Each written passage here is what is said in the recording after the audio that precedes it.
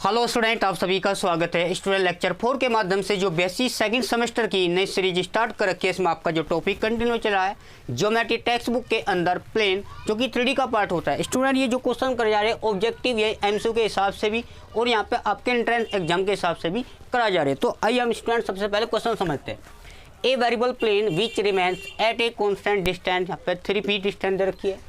From the origin cut the coordinate axis at A B C, यहाँ पे जो capital A B C point है x x और y z पर रखे हैं।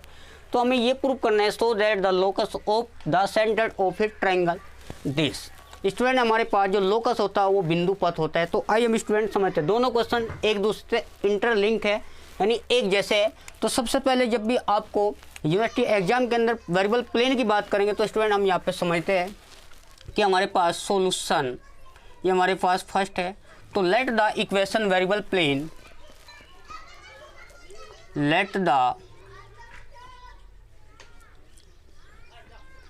Of variable plane.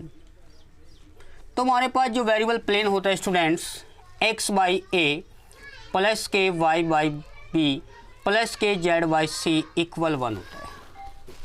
तो हमारे पास जो x का कोफिशिएंट 1 बाई ए है और y का कोफिशिएंट 1 बाई बी है, z का कोफिशिएंट यहाँ पे c है। जब भी इस टाइप का क्वेश्चन होता है तो डिस्टेंस की बात की जा रही है तो यहाँ पे हम एक प्लेन ए एक्स प्लस के बी वाई प्लस के सी जेड और यहाँ पे प्लस के डी इक्वल 0। स्टूडेंट यहाँ पे हम कैपिटल ए बी सी इसलिए लिए क्योंकि हमारे पास स्मॉल बी ऑलरेडी दे रखा है।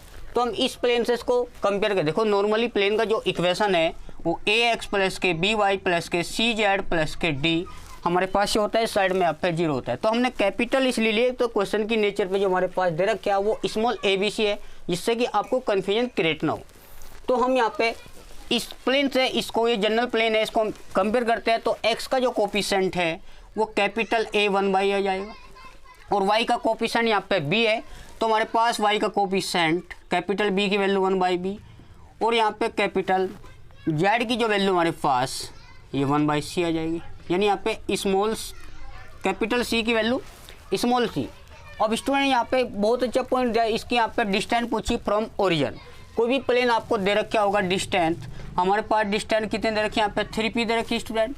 तो डिस्टेंस हमारे पास 3p और जब भी ओरिजिन से डिस्टेंस बात करेंगे तो केवल d की वैल्यू देखो यहाँ पे स्टूडेंट समझते हैं d, इस 1 को आप इधर ले जाएंगे तो -1 इक्वल 0। तो d की वैल्यू हमारे पास माइनस है। तो आपको कैपिटल ए बी सी और स्मॉल d की वैल्यू आपको फाइंड करनी है। हमारे पास परपेंडिकुलर डिस्टेंस तो p मैंने फॉर्मूला बताया था ना, तो d की जो वैल्यू है वो यहाँ पे ए स्क्वायर प्लस के B square plus K C. चूँकि हमारे पास plane capital A B C में ये वैल्यू उठाकर d हमारे पास -1 है स्टूडेंट। अब यहाँ पे 1 बाई ए की जो वैल्यू है 1 बाई ए, तो हम इसको स्क्वायर करेंगे और बी की वैल्यू 1 बाई बी, इसका भी स्क्वायर करेंगे और कैपिटल सी की value small 1 by c square है। तो हम इसका स्क्वायर करते हैं क्योंकि यहाँ पे स्क्वायर रूट हटाते हैं, तो ये दोनों इसका स्क्वायर करेंगे तो 9 पी स्क्वायर, तो माइनस का स्क्वायर स्टूडेंट हमारे पास 1 आ जाएगा। तो नीचे क्या बचेगा 1 बाई ए स्क्वायर प्लस के 1 बाई बी स्क्वायर प्लस के 1 बाई सी स्क्वायर। अब स्टूडेंट थोड़ा सा हम क्वेश्चन को सिंप्लीफाई करते हैं, ये हम इसको इधर ले जाते हैं तो ए स्क्वायर प्लस के 1 बाई प्लस के B square 1 by c square, तो माइनस नीचे आ जाएगा। अब यहाँ पे ये कुछ नहीं करिए, इसको उठाकर वहाँ पे शिफ्ट किया, इसको यहाँ पे शिफ्ट किया। अब स्टूडेंट हम इसको इक्वेशन 2 मानते हैं, हमारे पास इसको इक्वेशन 1 एज्यूम कर लेना। अब स्टूडेंट यहाँ पे क्वेश्चन की नेचर को समझते हैं। हमारे पास cut the coordinate X at A B C. Student यहाँ पे एक डायग्राम की जगह समझते हैं। अगर हमारे पास ये एक्स एक्सिस है, ये वाई एक्सिस है और दिस इज जेड एक्सिस। यहाँ पे ओरिजिन है, इस पे जो पॉइंट है ए और वाई एक्स पे जो पॉइंट है बी और यहाँ पे है सी। अब इसके जो कोऑर्डिनेट है स्टूडेंट देखो, यहाँ पे जो स्मॉल ए बी सी है वो इंटरसेप्ट होता है x axis y axis and z axis respectively. तो यहाँ पे जो डिस्टेंस ए है तो ये कोऑर्डिनेट हमारे पास ए 0, क्योंकि एक्स अक्ष पे वाई जेड 0 होता है और यहाँ पे डिस्टेंस है बी, तो यहाँ पे जो वाई अक्ष की बात करेंगे तो एक्स और जेड यहाँ पे 0 हो जाएगा। जब जेड की बात करेंगे तो 0 0 सी, क्योंकि यहाँ पे जो पॉइंट है सी थे, यहाँ पे ए था। तो हम चूँकि प्लेन को हम ज्वाइनिंग कराते हैं, अब ये जो पॉइंट है इस प्लेन को सेटिस्फाई करेंगे।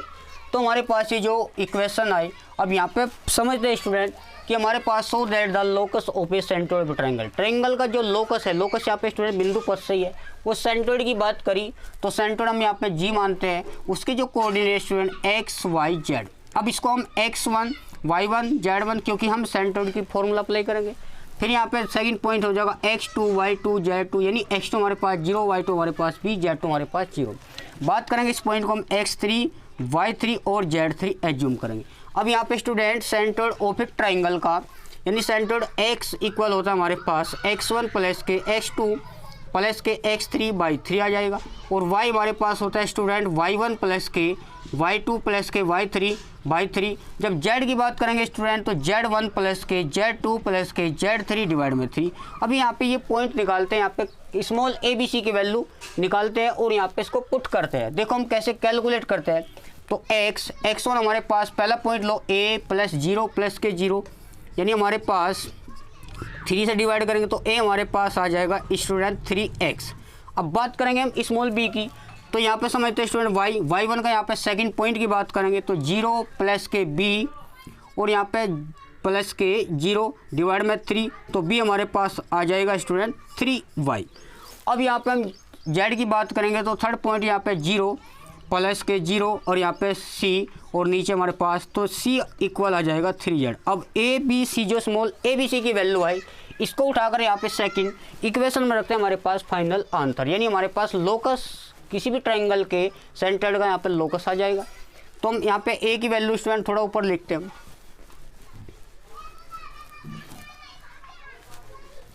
तो पुट यहाँ पे हम ए की वैल्यू 3x है और b हमारे पास 3y है और c हमारे पास 3z है। ये वैल्यू उठाकर हम पुट इन इक्वेशन 2 में रखते हैं। जैसे यहाँ पे a की वैल्यू रखेंगे 3x तो 9x स्क्वायर हो जाएगा क्योंकि स्क्वायर है, और b की वैल्यू 9y स्क्वायर हो जाएगा, और c की जो वैल्यू है 3 यानी 9z डायरेक्ट लिखेंगे स्टूडेंट तो 1/9p स्क्वायर। स्टूडेंट 9 कॉमन लेके यहाँ से कट जाएगा।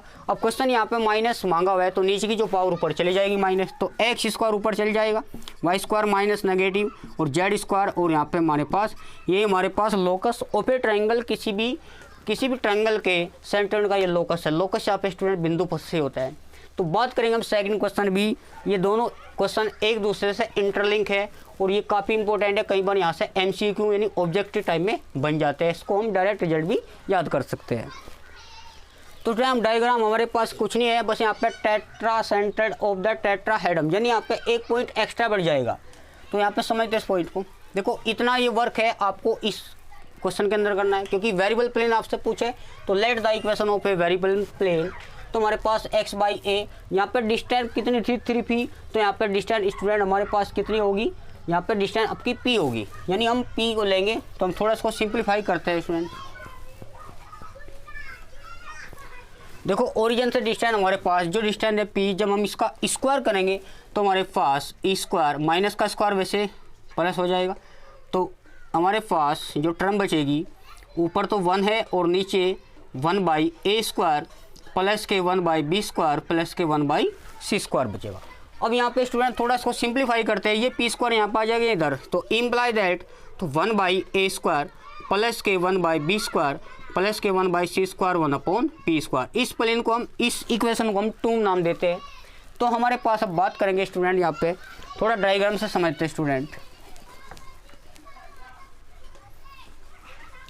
चूँकि इन्होंने क्या बोला OABC हमारे पास टेट्राहेड्रम होता है, तो यहाँ पे इस प्लेन को हम ऐसे समझते हैं स्टूडेंट। तो हमारे पास ये थोड़ा इसको आगे लिखेंगे, हमारे पास ये स्टूडेंट ये x एक्सिस है और ये हमारे पास z है और ये हमारे पास y है। ये जो कोऑर्डिनेट है हमारे पास a, ये कोऑर्डिनेट हमारे पास b और ये कोऑर्डिनेट हमारे पास c। o यहाँ पे भी है क्योंकि इसने OABC भी बोला, तो इसके जो कोऑर्डिनेट है यहाँ टेट्रा बोला तो यहाँ पे 0 0 0 क्योंकि ओरिजिन पॉइंट है। x एक्सिस पे यहाँ पे a,0 भाई yz 0 हो जाएगा, और यहाँ पे 0 b c, सॉरी यहाँ पे जो y की बात करेंगे यानी y अक्ष की बात करेंगे तो यहाँ पे x और z 0 हो जाएगा।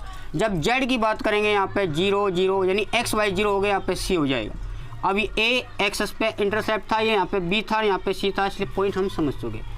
अब स्टूडेंट हम इन पॉइंट को ज्वाइनिंग कराते हैं। जैसे हम इसको ज्वाइन कराते हैं, चूँकि ये जो पॉइंट है इस प्लेन को सेटिस्फाई करेंगे, तो हमारे पास ये x1 y1 z1 ये हमारे पास स्टूडेंट यहाँ पे पॉइंट भी लेते हैं 0 0, क्योंकि यहाँ पे टेट्राहेड की बात है। तो यहाँ चलो यहाँ पे इसको ऐसे रहने दो, x1 y1 z1, ये हमारे पास x2 y2 z2, इस वाले पॉइंट को हम x3 y3 z3, ये पॉइंट हमारे पास x4 y4 z4। अब यहाँ पे टेट्राहेड्रम के हम सेंट्रोइड निकालते हैं, जैसे वहाँ पे ट्रायंगल निकालते थे 3 पॉइंट को 3 से डिवाइड करते हैं, यहाँ पे 4 से डिवाइड करेंगे क्योंकि यहाँ पे टेट्राहेड्रम दे रखा है इन्होंने। तो हम x बराबर हमारे पास जो हमारे पास x के जो कोऑर्डिनेट होते हैं x1 प्लस के x2 प्लस के x3 प्लस के x4 और डिवाइड में 4, वहाँ पे 3 आता था, नीचे 3 आता था। तो x1 हमारे पास, देखो कुछ नहीं करना स्टूडेंट, पहले पॉइंट को पढ़ो, 0 प्लस का a प्लस का 0 प्लस के 0, तो 0 प्लस का a प्लस का 0 प्लस का 0 डिवाइड में यहाँ पे 4, a की वैल्यू हमारे पास आ जाएगी स्टूडेंट 4x। इसी प्रकार हम y को निकालते हैं। चलो y को यहाँ पे देखते हैं, y इक्वल होता है y1 प्लस के y2 प्लस के y3 यानी प्लस के y4 डिवाइड में यहाँ पे 4।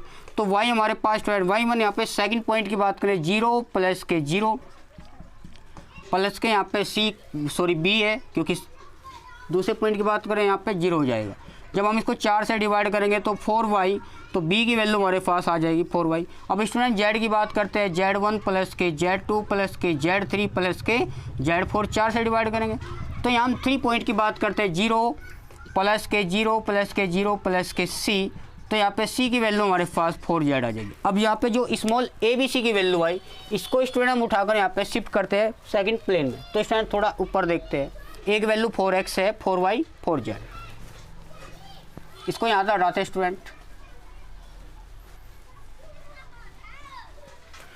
अब यहाँ पे हमारे पास पुट a की वैल्यू हमारे पास 4x, b की वैल्यू हमारे पास 4y, c की वैल्यू हमारे पास 4z, ये वैल्यू उठा के पुट इन हम सेकंड इक्वेशन के अंदर आते हैं। ये हमारे पास सेंटर्ड का लोकस हो जाएगा टेट्राहेड्रम का। a की वैल्यू हमारे पास 4x, जब ये स्टूडेंट a पे स्क्वायर है तो 4x का स्क्वायर करेंगे तो 16x स्क्वायर प्लस के 1/16y स्क्वायर प्लस 1। जब c की वैल्यू हमारे पास z है तो यहाँ पे 4z square equal 1/p square. Student 16 से हम इसे मल्टीप्लाई करते हैं, जब हम 16 से मल्टीप्लाई करेंगे तो हमारे पास x स्क्वायर प्लस के y स्क्वायर प्लस के z स्क्वायर, तो हमारे पास 16 डिवाइड में लीजिए p स्क्वायर। अब यहाँ पे आप माइनस चाहिए तो हम इसको ऊपर ऐसे लिख सकते हैं, x की पावर -2, y की पावर -2, z की पावर -2 और स्टूडेंट 16 की पावर p -2, ये हमारे पास फाइनल आंसर। कई बार यहाँ से क्वेश्चन स्टूडेंट डायरेक्ट भी स्टैंडर्ड बन जाता है, इसकी वैल्यू आपसे पूछेगा तो वो आपको ऑब्जेक्टिव है p की पावर -2, या कई बार इसको 1/x स्क्वायर प्लस के 1/, यहाँ पे माइनस ही है, माइनस के 1/a स्क्वायर प्लस के 1/z स्क्वायर की वैल्यू 1/p स्क्वायर। तो स्टूडेंट इसको हम इस तरह से कर सकते हैं। तो आज के लिए स्टूडेंट इतना ही, मिलते हैं नेक्स्ट लेक्चर में। थैंक्स।